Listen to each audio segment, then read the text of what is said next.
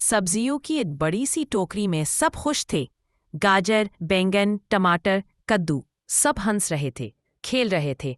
अचानक गाजर ने खुद को देखा और बोली, वाह क्या रंग है मेरा, सबसे खूबसूरत मैं ही हूँ। जब मैं प्लेट में आती हूँ खाने की शान बढ़ जाती है। ये सुनकर बैंगन को गुस्सा आ गया।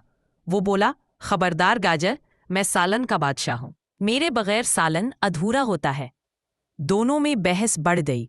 आखिरकार दोनों ने मन मोड़ लिया और सारी टोकरी खामोश हो गई। तब टमाटर आगे आया। वो बोला, अरे दोस्तों, तुम दोनों के बगैर मज़ा ही नहीं आता। जब तुम साथ होते हो खाने में जादू होता है। फिर कोने में बैठा कद्दू बोला, असल खूबसूरती किसी एक में नहीं बल्कि सबके साथ मिलकर काम करने में है। खुशबू, रंग और जायका सब मिलकर मुकम्मल बनते हैं।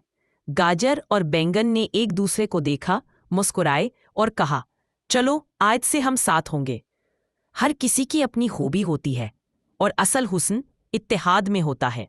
गाजर और बैंगन की जिद, एक सब्जियों की सबक आमोज कहानी।